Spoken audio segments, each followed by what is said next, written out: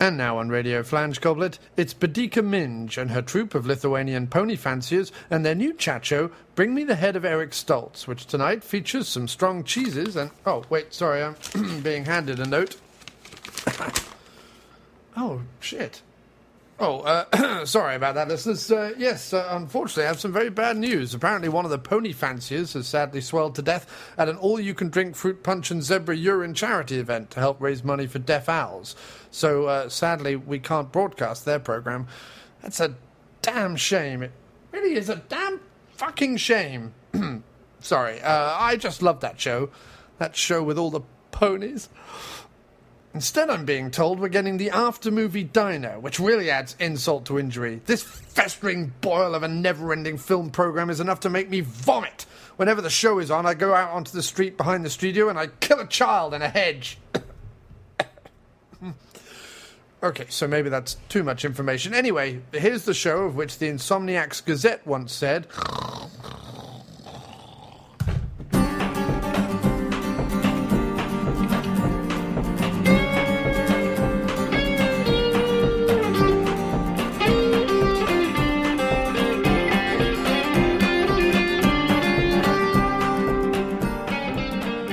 Good morning, would you believe, and welcome to the after movie. Well, the day after. Welcome to the morning after movie night. The morning after movie. We watched the movies last night. The morning after the night before. I don't know. Anyway. The morning after movie diner is simple. It's fine. I've not had any sleep. This is going to go well. This is our very, very, very first recording in the Bronx. Yes. In your local diner. In my local diner, Louis, on 231st Street, which I've had previously their French dip roll and been very impressed. So one is hoping the impression lasts through breakfast, but I don't know. We shall see. They did accommodate my strawberry milkshake request, which, if we were in London, they would have told me to sling my hook because it wasn't on the menu. Right. But because it's America, they will give you what you ask for. She gave you a little look, but it's fine. I didn't get the look. No? I didn't get the look. I saw the look. No, really? I saw the look. I mean, it was fine. It was a look of typical someone ordering something not on the menu more than my job for it. I didn't get a little look. But that's absolutely fine. I don't mind the look. I quite appreciate the look because it means that she's human. Yeah, and you can sympathise with she's just like, oh, what a tit. Can't he just order what I've written down? I should point out that your host, John Cross of the Morning After Movie Diner, is a smidge grumpy this morning. Just a smidge grumpy. And that's fine, but that's definitely happening, just so you know. Okay. So last night, the trouble is, of course, I don't remember what producer ties these movies together. I don't even know if I can remember. Well, his name is Richard something. All we know is we went. So I came up last night. Yeah, you fill it in. So yeah, I came up last night and we went to possibly the last DVD store in New York. Yes, possibly in the world, maybe. And we ran to like the only people that you found in this DVD store, because when we set out, it was. A thunderstorm. Torrential downpour, and nobody was heading out. Least of all to the DVD store. So we were. Most people were heading out to like survival shelters. That was mostly where people were running to. Right. Not to quick. We must get to the DVD store. We must get to it before it closes at 8 o'clock. And we were kind of toying around with a few things. And we got really wet. I mean, we got really wet. Yeah, we did get really wet. But having toyed around with a few things, then all of a sudden emerging. Was a 4 DVD pack of British horror films. That's what it said on the front. It was British horror. And it was like all linked by this producer that neither of us had ever heard of. We'd never heard of any of these movies. No, and in fact, actually, it's fairly inconsequential who the producer was, because he just happened to be around. The director changed. I mean, there were certain themes and certain sort of things that did tie the two movies we watched together. That's true, but the it's not like it wasn't like a Roger Corman. I don't think you'd like see this guy's name over the top and go. No, we must go. He had a career that spanned about 20 years. The last movie, but like the two movies were like only a year apart. They were. That's what I. And they were very different. Like in terms of the production values and how they looked, and like even the ambition of them to some extent. Right, because the directors were different, the writers were different, and everything. Right, but Roger Corman, you'd expect year to year, like the production values, the talent involvement to be of a similar level. Yeah. Well, obviously Corman also, as well as like nurturing the stable, also directed a lot himself. Right. So, but you know, so these were both from 1973, I think. No, one was 70. The first one we watched was 73, and the second one was 72. Okay. Because for some reason, seafood food, right? yes, Yeah, thank you. because I always really like reading the Roman numerals at the beginning to try to figure out what they are. I don't know why. Okay, no, it's fine. So yeah, 72, 73, both sort of featured, one starred and one featured Robin Askwith, who is most known in England for his series of bawdy sex roms. And given we have now seen him in a starring role, shouldn't be known for Fruit anything. does not have potatoes. Oh, me, that's me. Would you like some fruit or tomatoes? No, that's no fine. fruit. No fruit for me. Okay. Thank you very much. Thank you. Yes, he's known. Yes, having He shouldn't be seen, known for anything. having because he's seen him in awful. the starring role of Horror Hospital, which was also known as The Computer Killers, for reasons known Although only frankly, to it could have been called anything, because nothing about the movie made any sense. No. So what is it called? The House That Ate Your Mother, Yeah. or something. So and you go, I well, think it might have actually been the house. For all the plot they left out, it might well have For been all the the House plot That Ate there Your was. Mother. But no, so they both featured Robin Askwith, and also a character actor from Britain who was best known for like Kind Hearts and Coronets and some other Ealing stuff. Was he Dennis Price? Dennis Pride? What was his name? Okay, Dennis Price, who I'd never, quite frankly, heard of, and will probably never hear from again. But he was in both movies, so it might have been possible that in the early 70s, this producer knew a sort of staple of actors kind of thing, maybe, because these guys. Yeah, they were both in it, weren't they? Yeah. Dennis Price in not a particularly leading role in either one, and Askwith considerably less in the first one than in the second. As far as I could tell, and I could be wrong here, but it might even have been the same room. Like it might be that for the whole 2 years, Dennis Price just lived in one room, and every night they go, "If you want to film, come into the room." Because he was only in one scene, in one room. He did leave and go to the house. The producer was like, "I can get Dennis Price." People are like, "How can you get Dennis Price?" How can you get Dennis Price? And he's like, The Dennis Price. I know the room. No, actually, it was different rooms, but you're right. It might have been the same. They were both shot in Shepperton Studios in Surrey, and I think the house in the first one in Horror Hospital was either I think it possibly was what became the Rocky Horror House, but what used to be the Hammer Horror House. I think okay. Right. I think it's the same thing, which is now a hotel. Right. So should we just talk about Horror Hospital?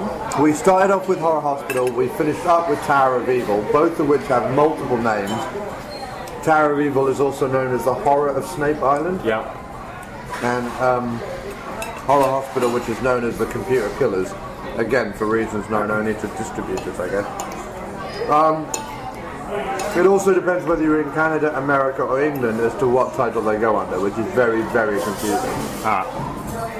Also, IMDb seems to have them listed under the Canadian title, which again is just frankly bizarre.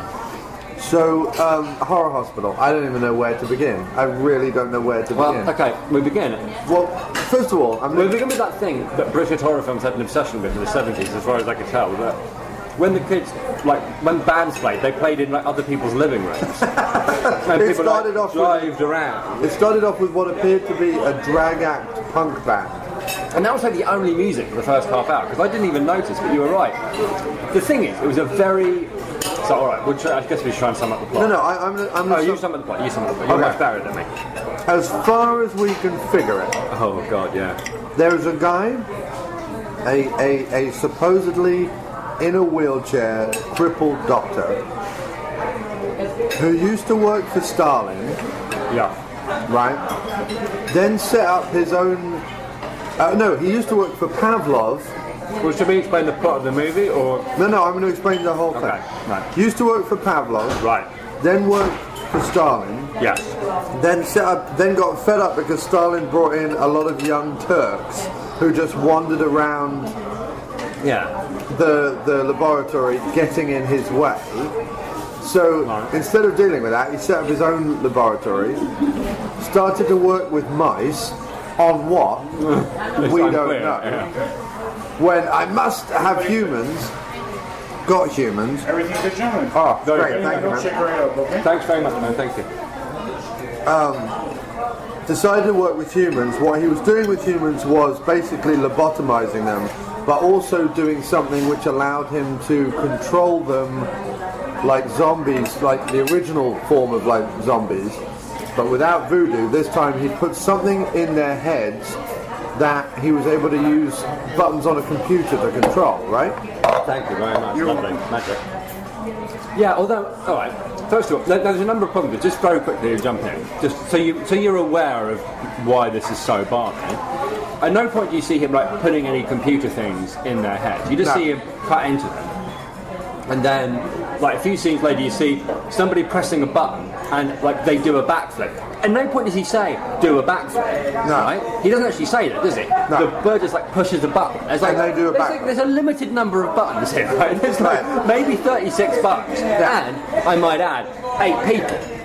So already you're cutting a number of buttons down, and one of those buttons is specifically do a backflip. Another button, by the way, is do a backflip twice. Right. So all we could figure it, because he never quite explained what was going on. Oh no, wait a minute, there was something about him making humans make love. It seemed to be, I would suggest,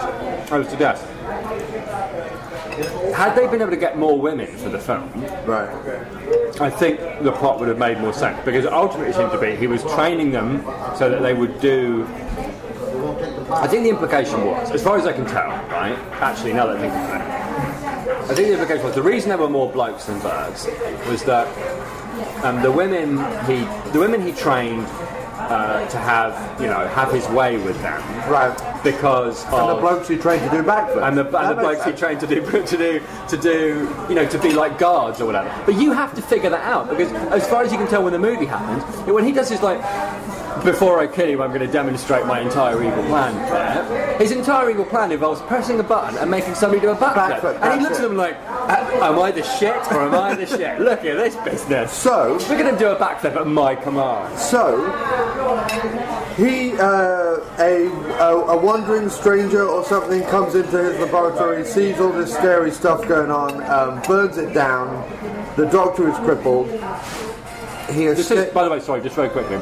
Everything he's talking about happens before the movie begins, as it were, in the timeline. This all takes place in flashback. I'm going to explain that in a bit. I'm just going through it in terms of trying to figure it out. As if it was real, how the timeline would work. Right. Yeah. He escapes to Finland?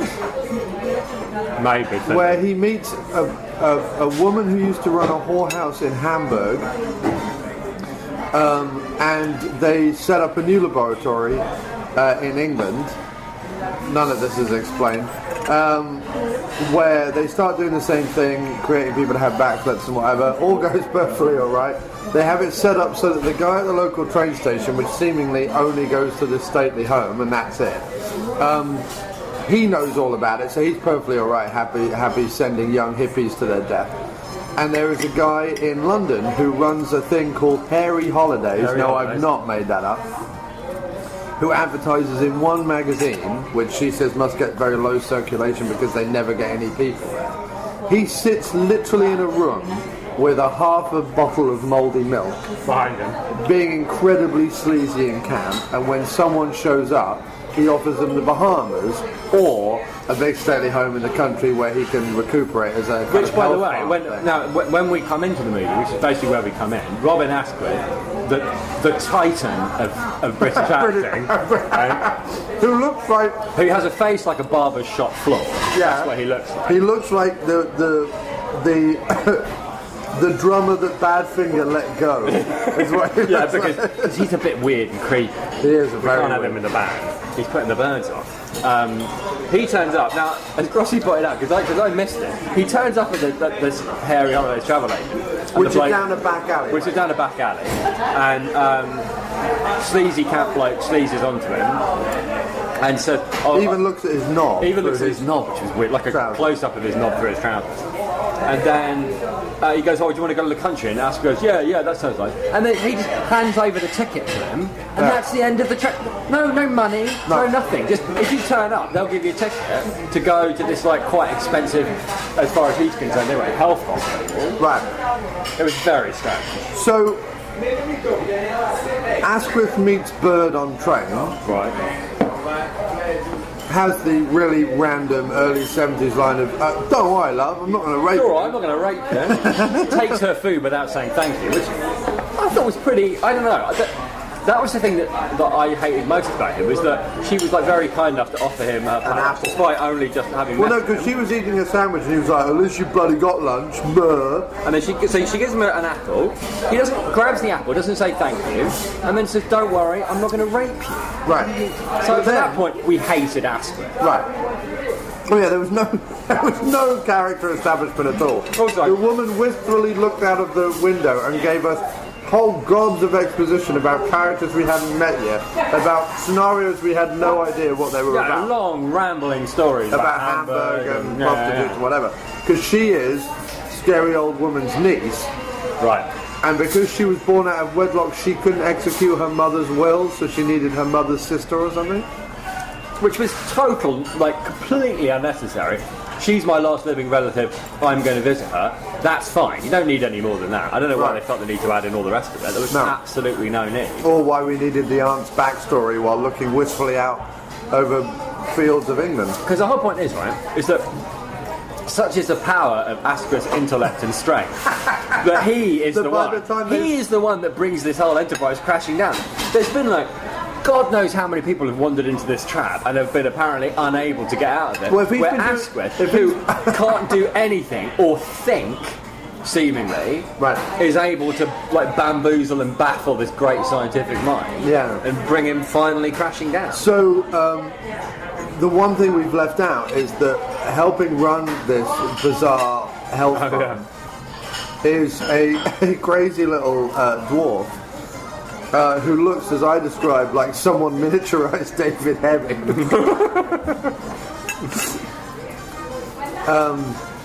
Why there's a dwarf, I don't know.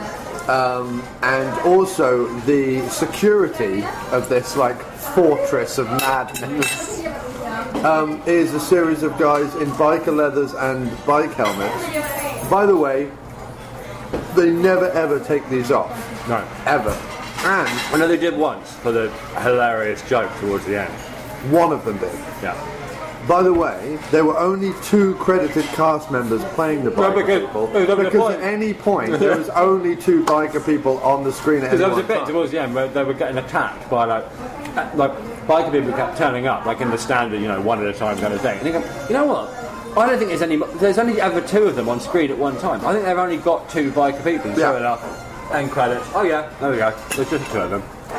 But we're saying, what we're trying to explain is they never take their helmets off. No. There is a bit where they sit down at this creepy dinner and one of the people that he still has yet to lobotomize is sat there, and she quite understandably has a screaming fit. Just starts screaming. Right. And in ran 2 guys still in full biker leathers and biker helmets and dragged her out, and I'm like, really? Really? Yeah. I mean, apart from the weight on your neck of wearing one of those things perpetually, imagine the heat of having to run. Because these are the guys, right? Their only job is to run around, grab, fetch, lift.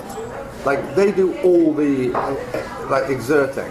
There must be a computer somewhere with a lot of buttons. Yeah. Drag the screening woman away. Press that button. Chase after him. No, not that way. Yes. No, that way. No one ever did a backflip while wearing a helmet. What I'm trying to do by telling it this way round is to illustrate that nothing that happened made any sense at all. And there was a point in the movie where, you've got to understand, when you're watching it, the pace is all weird.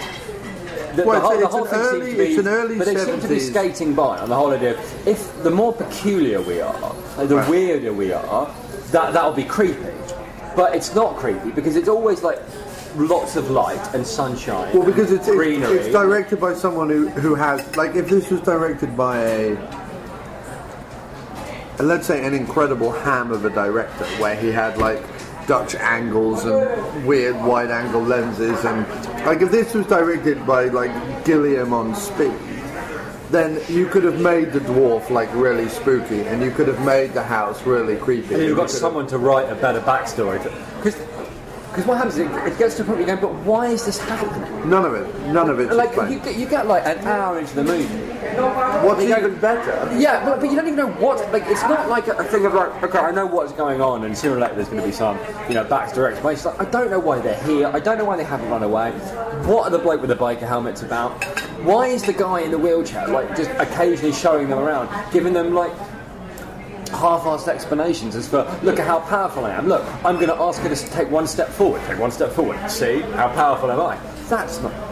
That could be hypnosis. I mean, you just get a bit frustrated with it because you're thinking, well, sooner or later, right? Sooner or later, the weird things are going to start happening. It's going to pick up the pace because the cover of the movie, how they sold it, it was all, it's going to be weird. It's going to be peculiar. It's going to be, like the biggest nightmare you've ever seen. Well, it was weird, and it was peculiar, but it was like the biggest nightmare you've ever seen. Even the trailer was like, we daren't show you more than this one scene. Which, by the way, trailer was ridiculous. Yeah, because the one scene they showed gave away the whole twist ending. Right. Yeah, I couldn't actually believe that. It was like, we can only show you this one scene, and it's going to give away the twist. That's completely bizarre. To be fair, if I had seen that, given what was in the shot, I would think, wow, that looks like a deeply strange movie. Right. I might be interested, but I doubt it though. But the more we watched it, the more we got frustrated with that it was slow. Well, because what happened? Askwith was really bad. So Askwith and the girl show up at this health farm, meet the dwarf, and this is where it gets like the dwarf at the beginning of the movie puts 2 heads in the water tank. Right, 2 severed heads in the water tank. Well, we haven't even mentioned that. They have a Rolls Royce. Yeah, this is a big set piece thing. Yeah, they have a Rolls Royce. This will make it stand out. That when you press a button, so a big blade shoots out the top of the car and decapitates anyone who's running along by the side of it, and dumping their head into a conveniently placed bloody sack, basketball hoop, which isn't bloody there sack. When the car's driving along, like that sack is, I know the blade's on there because they press about the blade. Yeah, no, the sack must pop out where the blade pops out. I guess so, yeah, alright. So, yeah, they show up, the midget puts 2 bloody heads in the water tank, reasons unknown. Then all of a sudden, the midget's doing all this crazy stuff. Then halfway through the film, the midget goes, no, actually, I'm as much of a prisoner as you are. And everyone's like, really? Everybody grows tired of the whole arrangement at the same time. At exactly the same weekend, everyone decides, first of all... It's almost as if they're tuned in with the audience. Yeah. Everybody goes, the doctor decides that instead of just, tying them down, injecting them, and lobotomizing them, which is what he's done with everybody else. Presumably, yeah. He's going to wheel around in his chair looking like a big bat-faced fool, because it's Michael Gough with the most bat ears you've ever seen in your entire life. Wearing a ridiculous, gothically black... I mean, it could have been I've just wheeled off a Hammer horror set, by the way, and look at my velveteen jacket. That's exactly what's going on in this film. Everyone has ridiculous pale makeup on that's so very clearly pale makeup, it's ludicrous. He's wheeling around in this wheelchair going, well, I'm going to explain everything that's going on without actually explaining anything at all. He's obsessed with explaining what's going on. And then at one point... he's almost addicted to explaining. Yeah. But at the same time, he's smart enough to know they don't need to know everything. Well, but he doesn't tell us I'm not your average run-of-the-mill. He basically tells us what would be the first couple of lines of his Wikipedia entry if this mad doctor had a Wikipedia entry, which is, I used to work for Pavlov, I used to work for Stalin, my thing burnt down. And none of it led up to anything. There was no, Oh, but then, the guy goes, you don't know the whole story. Then there was more explanation that meant nothing. That had nothing to do with anything, that was really just to pad out the film. Then, when the dwarf dies at the end, he goes, but you don't know everything. The doctor is... And then he dies, and I'm like, the doctor is what? And then the twist of the movie made no... Well, no, if they bothered to... first of all, they ended it really quickly, and it didn't... Look, it would have made sense. If he I can see how when they came up with the idea that there's this guy in a wheelchair, right? He's a mad doctor, and he entices young people down to his stately height, where instead of treating them, he turns them into zombies that will do his will. And the reason he's doing that is because actually he's not really a doctor. He is in fact a hideous monster. wearing like a doctor face, a doctor mask. And he needs these zombies in order to, like, basically, for Nookie, like, that's what he needs the zombies for. But he needs the male zombies to protect him, and he needs the female zombies for Nookie. But none of that's explained. Like, it really isn't. It's like the way they give out information is so bad. Like, some of it you have to. They give you way too much. But the about, only reason like, the background of the aunt, but there's no real feeling of that she's changed. The reason she's getting tired of it is because of her niece. Like, that's not really mentioned. You have to guess that. The doctor also deciding to, like, kill everybody and ruin his own operation. Yeah, that didn't make any sense either. Basically, the moment... Because all he does is, the fat bloke, all he does is turn up to go, you haven't paid me yet, can I get paid please? They go, oh, you want to get paid, do you? Pay the man, wink. Do you know what I mean? Oh, by the way, when the aunt decides to leave, the aunt goes, I mean, this doesn't actually happen there, but the aunt goes, yes, I've decided I've had enough. Could you please send a car? You mean the car that so far has only been used to dispatch people trying to get away? Send me the murdering, getting people getting away car, please. I want to get away. Yeah. You mean you want to be murdered? That's what you want. Right. So there's like the whole thing was lots of information about stuff you didn't need to know. And no information about stuff you Basically, did. the all the ultimate while idea you're was... being made to look at Askwith's face. And Right. for that, I don't think I can forgive it. No. Because Askwith looks like a shaved baboon. But they just haven't shaved baboon would have done better than Askwith in this movie. Askwith was pretty terrible. But basically, two young kids go to big stately home and get embroiled in madness that is not really explained. Movie ends. Yeah, pretty much. So we were not. And halfway through the movie, as if Askwith wasn't enough with his ridiculous hair and just repetitively ridiculous gurney face, along comes the Rim Ram King of the Flim Flam Rum or whatever. Yeah, the guy at the Kitchen Horse Games. Hey man, this is the best looking man in the world. Up in a brim bram broom and clim clam clean up the rim ram room, 'cause your bim bam baby's coming home tonight. Yeah, my slim slam slippers and my easy chair on your flim flam fingers through my greasy hair, and kiss me baby, let me hold you tight. And north and south and east and west, but even a honeybee needs some rest. When I get my jacket and my trousers pressed, I'm gonna swallow right back to the nest. Don't you in worry, my train is late. Gonna shim sham shuttle on a brim bram freight, 'cause your bim bam baby's shaking home tonight. Slam slam, a bim bam, blam blam, a rim ram.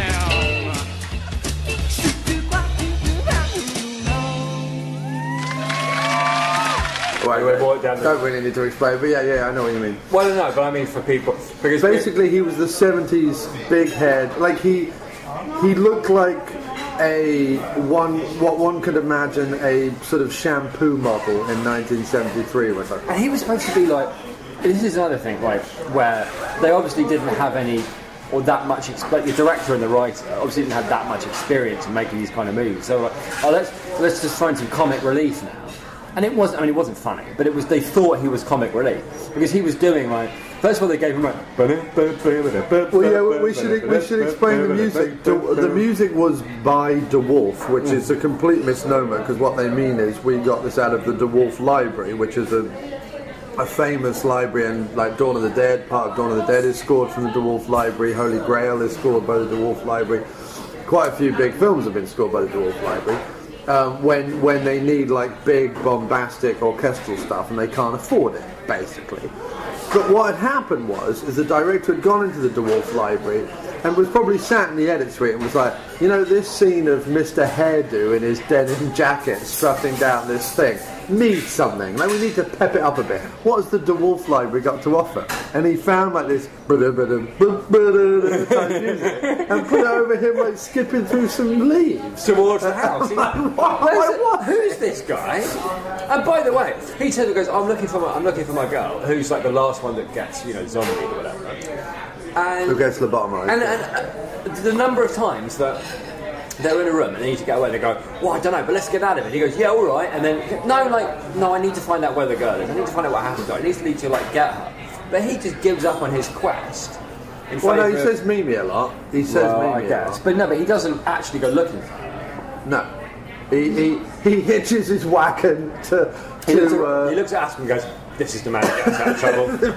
This is the brain that's going to bring this crashing to the ground. Also, tell me what to do. Also, they keep knocking out Askwith, drugging Askwith, putting Askwith to sleep. All in the space of, from what I can tell, an afternoon. Right. At no point do they just kill Askwith. Yeah, or he kills the guy who he's been working with for 30 years. Well, he needs Askwith because apparently nothing. Yeah, but he doesn't need it. He's so not short of biker men. Not only has he got lots and lots of biker men, plus Askwith, he's also got like a gymnasium full of like fat blokes. He's not. He goes, look at my.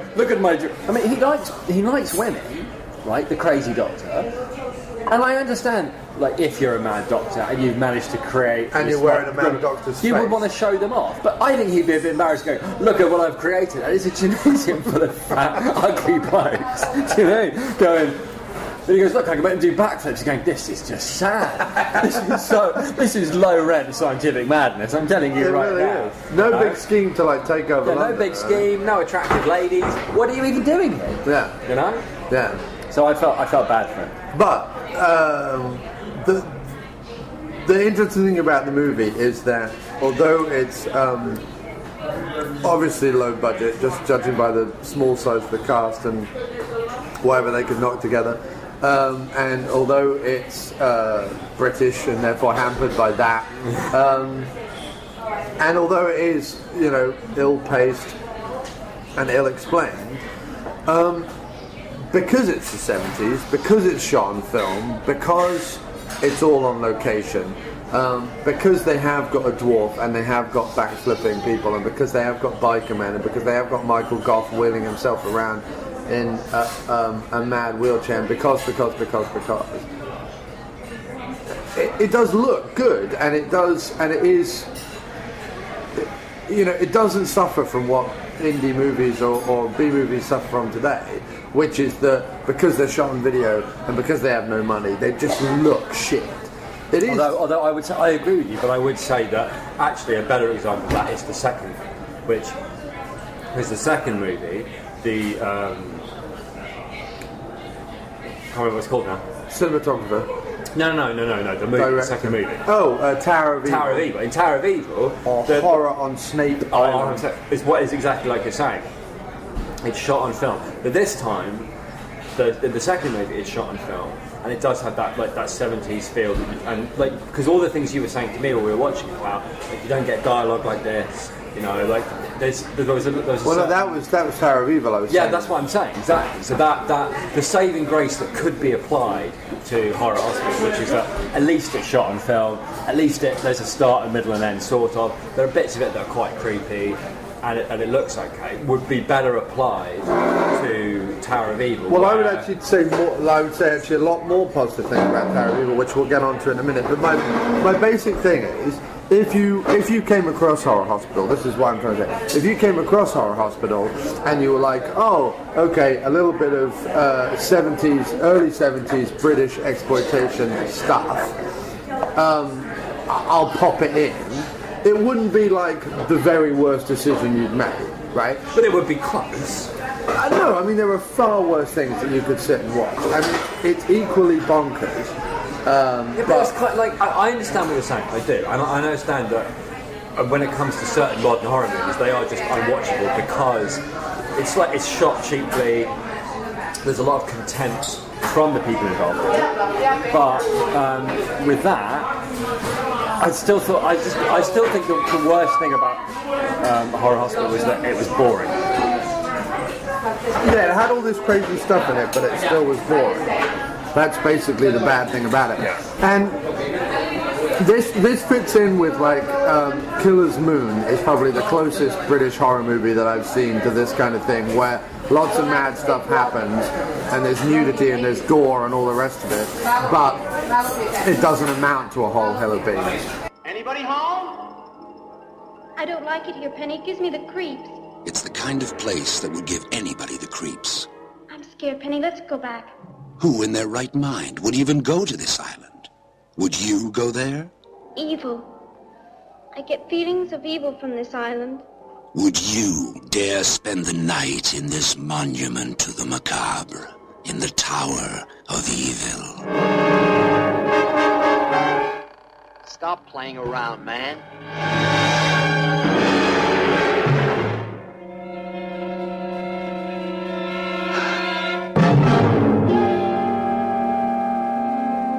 Her brain has become overloaded by the horror of what it has done or seen.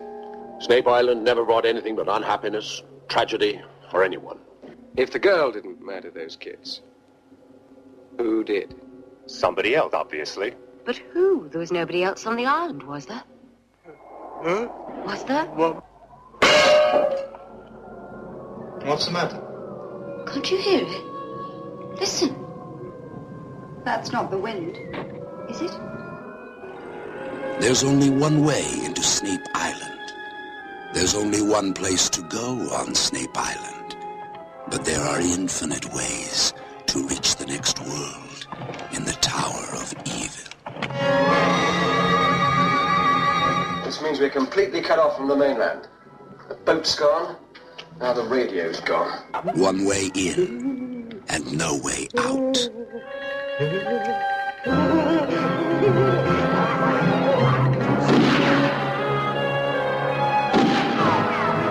It looks as if we shall all have to spend the night in the Tower of Evil.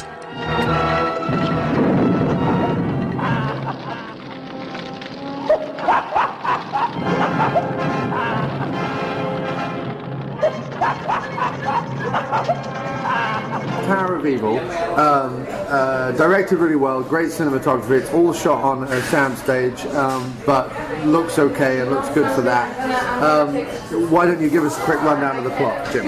Well, the thing that was nice about Tower of Evil that I liked about it instantly was because I was like, I'm a bit worried about this because there's only 4 people and they're on a deserted island and they're obviously going to get picked off one by one.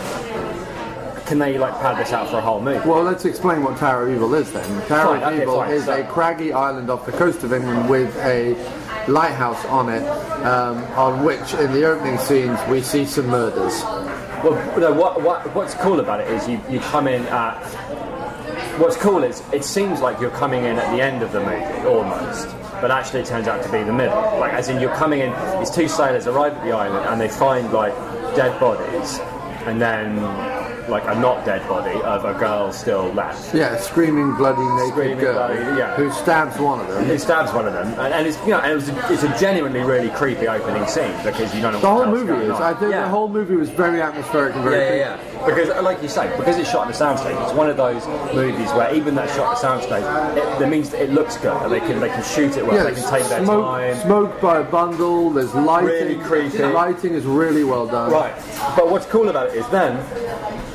But that's all you know. Then they take the girl back to a hospital where they're flash-coloured lights at it, and she remembers little bits of what happened, in really interesting montages as well. That some are clearly dreams and some are clearly what actually happened. It's really well put but there's together. no go back to the island, but it's oh, here we are arriving at the island. Because there's they arrive at the island, one of them's a bit creeped out, and then it flashes forward to the murders because she's remembering in the context of having gone through it, so she can't stop but keep remembering how it all ends, which is quite cool. And there's in this period, there's in all the flashbacks to the 4 kids who are essentially on the island, there's lots of nudity and gore and unfortunately there is something else. There is Askwith. Momentary Askwith. To be fair, it is a small amount of that. If your doctor had to prescribe some Askwith, this is the Askwith that you've got. It's relatively short. He's not even doing his own voice. He's too nervous to act too much. Right. Definitely what you want over Tower of Evil Askwith over Horror Hospital Askwith is certainly preferable. What's the first time you see him? He's dead. So already, we haven't got anything to worry about there. He will be limited Askwith. He will be lanced in the chest by a large gold relic. Because the other thing that's going on is that these jazz archaeologists. So after all this happens, after the horror of Snape Island, as in the girl gets taken into the hospital and all the rest of it, then. Yeah, the jazz archaeologists show up because there is rumoured to... because they find in one of the dead bodies a Phoenician lance the gold line. We had to look up because Phoenician was like a maritime civilization. Maritime civilization around the time of 50 to 300 BC, I think you said. No, it was 1550 because BC counts downwards the other way. Remember? So it was 1550 BC to 300 BC. So they were around a long time, but over 3,000 years ago, basically. Right. And they were a maritime culture that had a lot of gold and a lot of trinkets and a lot of things. And whenever they buried one of their great leaders, like a captain or whatever, they would do it with great ceremony and a lot of treasure and all the rest of it. Yeah, and underneath the god of Baal, who was basically the demon of Nuki. Like he was like a fertility god that was then kind of folded into the devil when Christianity came along. Baal was son of the devil. And Baal looks like, and we're not sure about this, but he looks almost exactly like the creatures that do the crazy dance in Labyrinth where they swap heads. Well, he looks exactly like those two creatures. So we were wondering if Labyrinth was maybe based on that, but who knows? Because they did. Well, you were wondering. I wondered a lot. I don't think Jim Henson watched this and went, you know what, that's the look for me. But I'm wondering if they're both based on what Baal actually looks like. Right. But then the plot even thickens because the boatman who takes the jazz archaeologists to the island, he then starts to spin a pretty yarn about his brother, sister-in-law and their mad child who lived on this island for 20 years because his brother went a bit potty, right? So there's this whole thing, is it a supernatural killer? Is it his brother? Is it the son? What's going on? We have jazz archaeologists, all of whom are very horny and looking to get laid. Yeah, that's what's really cool about it. Instead of them being like, I'm an archaeologist and I must know what's going on this island. Really? I'm another archaeologist and I must know what's going on. Instead, it turns out they're all in this like incestuous little thing where like two of them used to be together, and then the other two cheated on each other. The two couples, and one husband and wife cheated on the other ones with the other. So there's four people who've all cheated on each other, and none of them want to be with any of the other ones, and one of them has just broken up with the other one, and they're all horny, frustrated, and bitter. And lots of recrimination. And it's this wonderful kind of setup where, although they're the people, we're told at the beginning by Dennis Price again, that this is the best team for the job. Right. We have to send these people respective of the fact that they all want to either kill or fuck each other, right? And these are the people they send to the deserted island with a probable killer on the loose. Although they don't know this because the police are convinced that the surviving girl, because she stabbed the sailor when she was found, she's the one that killed all of them. So that's why they go. So the police are just like, well, look, have at it, we don't care. Yeah, we don't give a monkey. There's this whole thing where some of the characters are meant to be American, although they never ever use an American accent. Right. And the reason why I say that is because going along with the jazz archaeologists and the salty old seaman is a guy in a trench coat who claims to be, well, at first I thought he was like an attorney for the family's estate who's trying to... he's more like a private detective, right? He's more like a Pinkerton private detective. I think he's more like a Pinkerton man, something like that, you know what I mean? Like somebody they could hire to find out what happened, basically. Yeah, because the family of the crazy girl has gone, well, we don't believe she killed anybody. We think more's afoot. We're going to send trenchcoat jazz detective, who, despite being American, has an English accent, which may come in handy. Yes. When he's over in that there England. Yes. And more secrets are revealed throughout the movie. Various people have already been to the island who we didn't know had already been to the island, and some people know more than they're letting on. And all this happens, and then there's like lots of spooky scenes. Genuinely really creepy. Genuinely like. The difference between this and Horror Hospital is that this is directed by someone who knows, here is a creepy set piece and I'm going to mount it much in the same way that someone like Carpenter would or Cronenberg would or someone like that down the line. Like you name your kind of 80s Craven, whatever, name your like 80s horror director who knows, okay, here's the scene where all the kids are sitting around having a laugh, but here's the scene where the person goes off into the woods. I've got to film this a certain way to heighten the tension of the audience. Likewise, in this movie, here's a scene where they're all sitting around doing part, having recriminations, hating or wanting to fuck each other, and then here's the scene where the woman goes off by herself into the shed. This has to be filmed with some kind of panache and tension, and sure enough, it really was. Like, and it looked great as well. Like, there were lots of like really nice. It was a really nice looking shot, and even the shots where they showed like, oh yeah, you know, I told you about the lighthouse on the island. Yeah. It looked great and creepy, and like it was nice because there was a constant sense of isolation. There wasn't that feeling of. And like the boat gets blown up quite early, so you don't get those annoying that you did in horror hospitals. Like, just leave, right? It's obviously weird and they want to kill you, so it's England, right?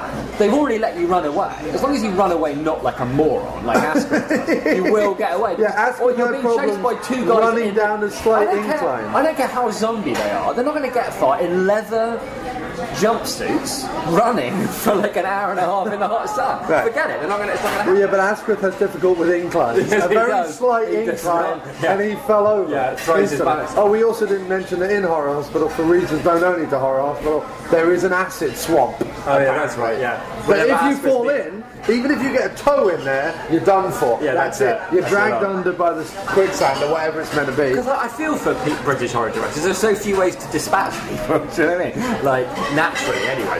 Look at nature taking back their creation. Yeah. You know what I mean? What are you gonna, you know, like trying to do a hedge and was never heard from again. But on Tower of Evil, like how'd he go? Who fell into a hedge? We never saw him again. And Tower of Evil, they blow up the boat, destroy the radio, and then they are genuinely on their own, on quite a small island. Yeah. And some of them, like, what's nice is, some of them are really greedy because they want the treasure. Some of them want to find the treasure because it's of archaeological interest. Some don't even care about that and just want to, like, fuck somebody else. None of them, by the way, act like archaeologists. Yeah. They all act like they were just fired from a folk group. They're all a bit bitter and they horny. all act like they were just yesterday modelling Rolex in the Hawkshead catalogue, and they've gone, well, where should we go for lunch, Marjorie? Oh, we're going to the Haunted Island. That sounds like fun. Yes, okay, check. Yes, thank you very much. So, but the interesting thing is Tower of Evil on Horror Snape Island. Yeah, of course. Thank you. Thank you, guys. Have a beautiful day. Oh, will do. Thank you. Yeah. Happy 4th. Sorry. And happy birthday check, okay? Yeah, no worries. Thank you. The difference between this and Horror Hospital is it's sort of, in a weird way, equally bonkers in terms of, like, you know, there's an ancient Phoenician stuff going on, there's a mad brother, there's horny people, there's an island, there's this, there's that, right?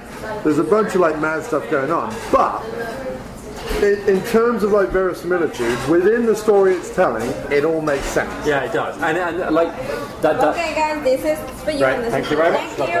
And the structure of it, the way that it starts off is very unnerving. And you do, like, they start right off with, this is a dangerous place and people die here, and, you know, they're not like, you know, what's nice is they don't do, like, the young people on the deserted island getting picked off gets dealt with in like 10-15 minutes. Yeah. You know, there's no like mucking about, like they are just dispatched. And it is like the scene where the bloke gets dispatched in front of the girl after they've been for that swim is genuinely really creepy and weird because, again, it's told in her flashback. And so there's lots of screams and upsetting images and all the rest of it. None of it is told traditionally. Her remembering the incident was brings back like everything. Yeah, it was not just like the moment is described in like, well, this. And it was effective for two reasons. It was very effective because. Yeah, right. It was very effective because it was scary.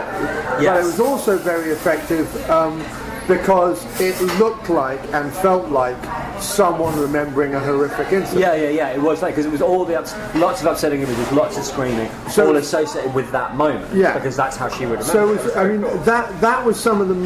There was two things that were really effective about the movie. The first thing was the flashback sequences. Were done in a really interesting but believable way. The second thing was, once we got to a more sort of standard fare, which was the jazz archaeologists, the set pieces or the creepy sequences where someone was alone, someone was clearly either sneaking up on them or they were about to find someone, they were done really well. And I would say probably the third thing was the dialogue. And the reason why I kept saying to you, oh, you just don't hear stuff like this anymore, is that people, yes, because it was an exploitation movie, and yes, because it was meant to be getting a an X rating or whatever, just to kind of sell it on the back of it being like a big, gory, sexy horror movie. But they acted and behaved like adults. Yeah. Yes, they were petty and frustrated, and yes, they were horny, blah, blah, blah, blah. But meaning that, like, if a woman was to sleep in bed, she wasn't all, like, covered up or wearing a ridiculously large pair of pajamas or anything like that. She just looked natural in bed. And when they talked about sex, they talked about sex in an adult way. They didn't, like, pussyfoot around it or whatever like that. They were, you could genuinely tell who was like aggressive sexually, who was a bit more submissive, who was a bit more like there was just a there was nice, a more adult film. Yeah, there was nice horror film touches to it as well. There was bits like, oh, you're not going to make me stay here alone. You go, no, of course not. Put your coat on. That was a really nice line where like the last woman alive. They're like, we're going to go out and find out what's going on. She's like, you're not going to leave me here on your own. Of course not. Put your coat on. That's supposed to. Yes, you'd better stay here. I think that would be safe. Right. But they didn't learn as they went along. It was nice. And the idea that when the women were left alone, or left alone just being guarded by this errant hippie who came with them, who was the son of the boatman, who was just painfully useless, but really just there for cannon fodder, essentially. But and to pork one of the women. When the women were left alone with him, the women had this really nice banter because the blonde one had walked in on the brunette one who was wearing like the ridiculous suede three-piece suit, which included a suede bra as well, which was quite incredible. Apparently back in the 70s, when they had an abundance of suede, they made everything out of it. Yeah. It's nearly 10:10. Okay, well... Yeah? Yeah. Well, let's just wrap it up. Well, no, we can talk while we walk to the thing. Oh, that'd be fun. Yeah, all right. Yeah, so, the two women had been left alone. One of the women had had her husband cheated on by the other woman. So, like, there was loads of recurrent... Yeah, there was. It was like they were left alone. And instead of being like, Jesus Christ, where's like Patrick, oh, the killer's coming, or, you know, let's talk about jazz, it was... Despite just like people would, despite the fact that we're being threatened or we feel, I really hate we're gonna bitch and like make little digs at each other. Yeah, and it was indicated in the scenes and in the dialogue that she did very much seduce him. He wasn't the cheater. Yeah. So Tower of Evil, much better than Horror Hospital. Agreed. I genuinely really enjoyed it. I mean, it may well have had its standing substantially raised by the fact that we watched Horror Hospital before it. No, I don't think so. I think that it did what it was supposed to do and did it well was so nice. I tell you what it was like. I found that it was definitely like when Hammer did a film really, really well, but the exploitation version of Hammer is what it felt like. Because there was more tits and there was more gore and it was more of it.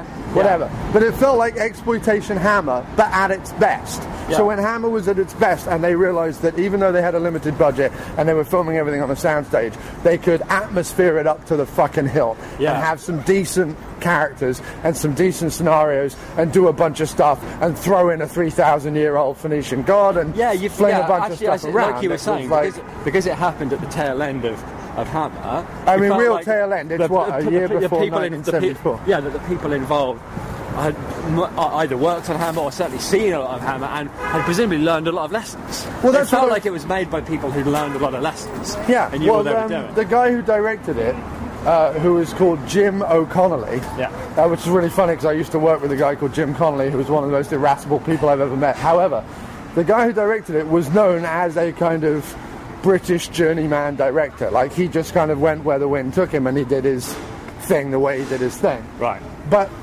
this is what I was going to say at the beginning about the fact that these movies are all tied together by a producer, is that really that's inconsequential, A, because of the stars of the movie, but also inconsequential because, let's cross here, also inconsequential because you imagine that, considering the limiting nature of the British film industry at the time, you know, Ealing's gone, Hammer is on its way out. In fact, it would only be a couple of years after this that they would join up with the Shaw Brothers to make like their last couple of movies. And you're at least about 7 years away from like Lucas and Spielberg showing up and using our studio and using our crews. So you're in a sort of weird nether place where the British industry is winding down, and you know, because after this it becomes all like gangster movies and motley movies and stuff like that. You're certainly at the very, very, very tail end of them being able to make gothic horror. Yeah. You're really getting to feel the streets. Yeah, this is in the this Bronx, episode. the sounds of the Bronx, my friend. So yeah, it's really at the tail end of all that, and it feels like a genuine. I mean, if someone said to me, "What's your, you know, top 10 70s British horror movies?" this would definitely be in it. Yeah, I would agree with that. I would definitely go along You know, with we'd put I've seen a lot of Hammer as well. Well, and we really some liked Satanic Hammer. Rites, remember? Yeah, we was did. great. That's true. That's Which true. was a 70s one, which had Biker Boys as well. Oh, that's true. Biker Boys must have been a thing. Yeah, it may be like in the Daily Mail. I bet it was a Daily Mail, like, there are too many biker boys. It was like the 70s equivalent of hoodies, do you know what I mean? They're all wandering around with their crash helmets on. Yeah. Who knows what they're looking like underneath those helmets? Who knows what faces they're making at them? They could be lobotomized That's not zombies. it, is it? It's the BM1 is what I want, right? Yeah, it also won't be coming from that direction. Oh, fine. Okay, I'm just checking. Oh, yeah, good point. Like, because I had to run for the bus yesterday, right, to come and see you, and I haven't run for and caught a bus in like 5 years, 6 years. Well, you haven't run in 5 years. Well, that's true. But yeah, I would agree that, especially with Hammer, well, sometimes I really, really like them, but they're not. I know they're not that great. It's not that great of a movie. You know what I mean? But this one I did really like, and I did think it was a really good movie. Like, they actually did it right. And I think it's a shame that they couldn't keep churning out movies like this, like getting good actors onto well-lit, well-filmed sound stages with a simple but interesting story, then get a director and he goes, you know what, I've seen this done before, so let's mix it up, let's put flashbacks in it, let's mix the narratives up, and let's like ratchet up the tension. And instead of like having that thing you hear a lot about in the shock marathons that the Shock Marathons podcast boys do, they talk a lot about how they take like, you know, one of the like most violent scenes in the movie and put it at the beginning to like, you know, give people what they want at the start. And like, so they did that, but they wrote it into like the story. Do you know what I mean? Like, they made that part of the pace instead of it being like a clumsy attempt to do that. It was a guy that goes, I've seen this, we need something right at the beginning, so let's, instead of having the kids arrive at the island and then go, because it could have been kids arrive at the island, nothing happens for a bit, tension gets ratcheted up, they all get murdered, then archaeologists arrive at the island, nothing happens for a bit, and it could have been the same thing happened twice. Right. So the way that he did it and mixed it all up so that there wasn't really a moment of like, it's just gonna, come on, it's just gonna move on. No, the pacing there was never was that great. feel to it. And I think also the other thing that's interesting about it, and I watched a movie recently for the B-Movie Bargain Bin called Savage Weekend, which was very, very similar in terms of 4 or 5 suburbanite horny people from New York go upstate and kind of come a cropper because of this like roaming madman upstate. But it was similar in terms of, and it was made in a similar year. It was made around early to mid 70s, and it was like that period where horror was going from the gothic and the traditional to more of what would become the modern style, the Texas Chainsaw Massacres and the Evil Deads and the Reanimators and whatever, like that more kind of. And this had one foot definitely moving forward into like the modern slasher era. Yeah, agreed. And one step still in the smoky old seaman gothic castle type stuff. Yeah.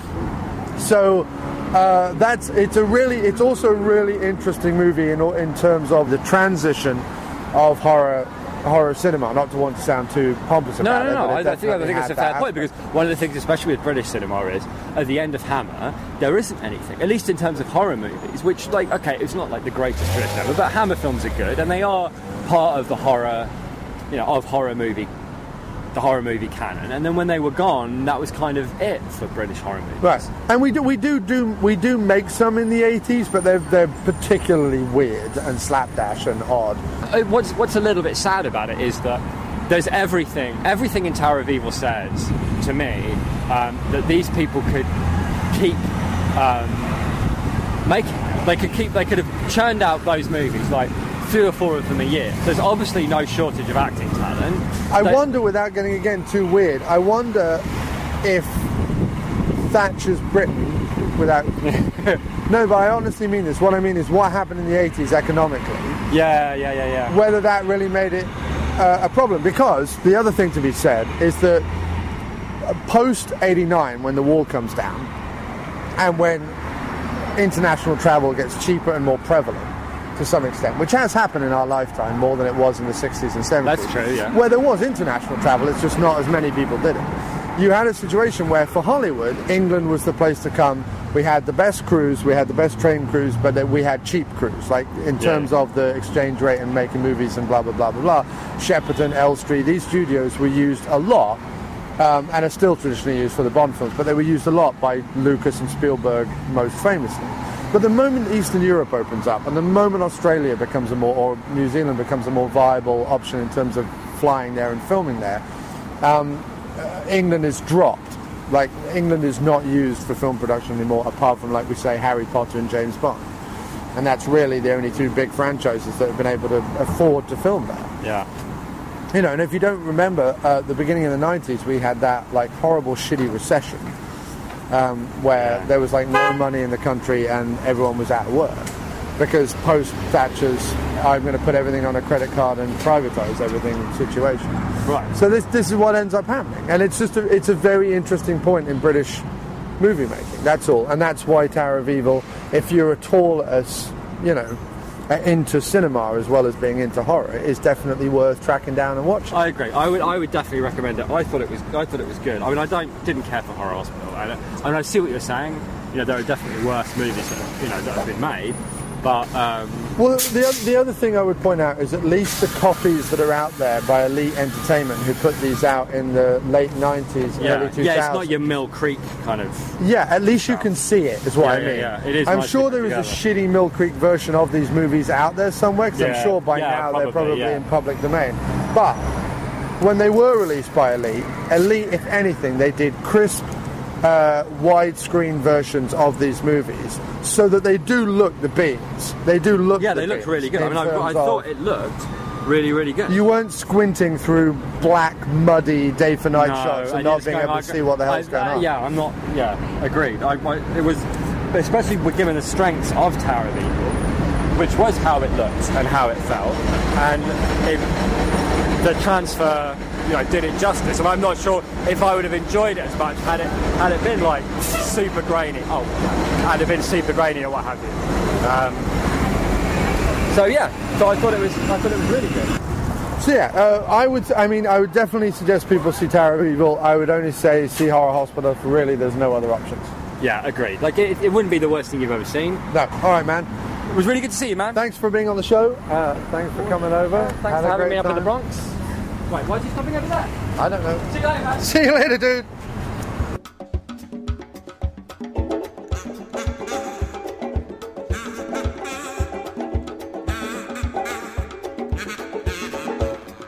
We're jazz archaeologists.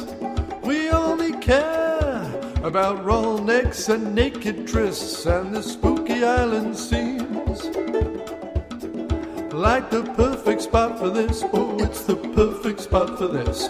Oh, we're jazz archaeologists. We've arrived here after hearing about all the deaths and the naked tits. We're underprepared and oversexed, but at least we're not robbing Askwith. No, at least I'm not robbing Askwith. Hey! Oh, we are also here for the gold, and also hopefully to get our end away. And we don't care if it's dark or cold. For us, that's the perfect conditions to get laid. Oh, that's the perfect conditions to get laid. Jazz archaeologist. Woo!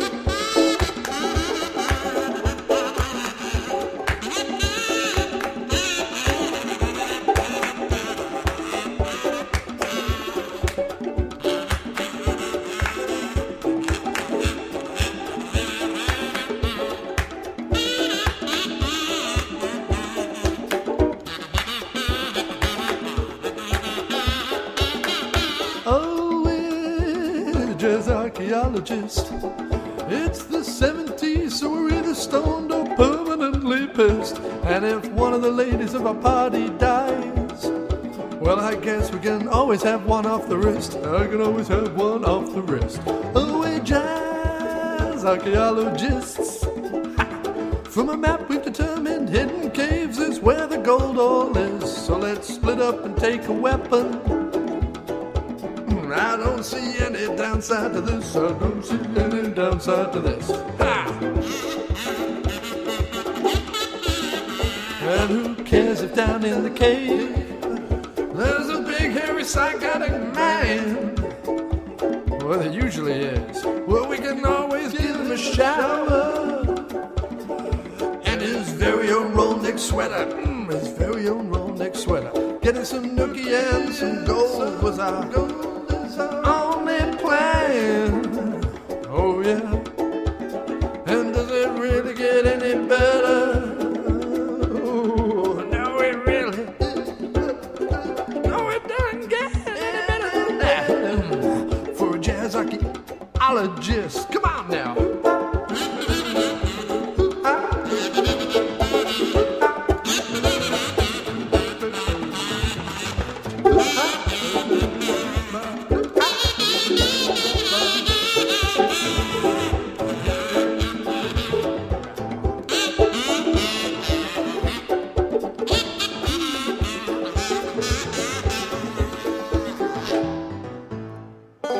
Like the show?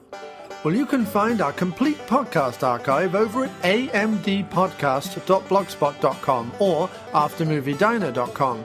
You can send us an email at aftermoviediner@gmail.com, tweet us at aftermoviediner, or follow us on Facebook at facebook.com/aftermoviediner. Or why not be a part of the show and leave us a voicemail over at speakpipe.com/aftermoviediner.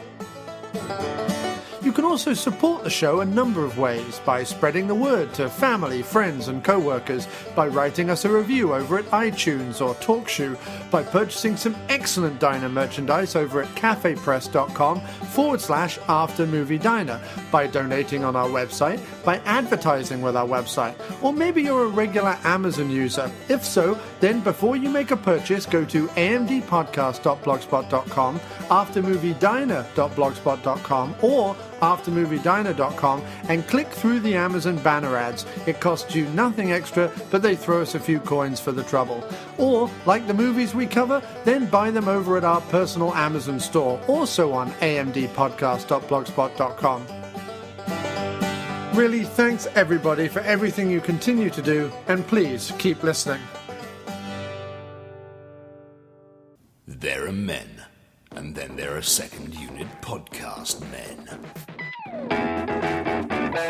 The podcast you've just been listening to is part of the Second Unit Podcast Network. Find all of our shows at 2upn.blogspot.com or on Facebook under the Second Unit Podcast Network.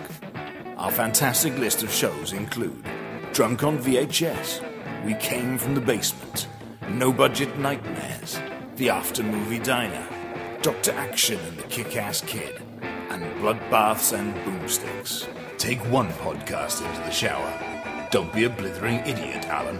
We can give you the multiple podcast cleansing system all in one place that your hair deserves. Our programming is available across all platforms, from iTunes to Podomatic, TalkShoe to Stitcher, so you have absolutely no excuse. Listen today, and a free naked person of your choice will be shipped from Thailand to your door in a matter of weeks. The Second Unit Podcast Network, bringing you the action and leaving the boring stuff to the other guys. Bloody hell. Who does a girl have to blow around here to get a decent beverage?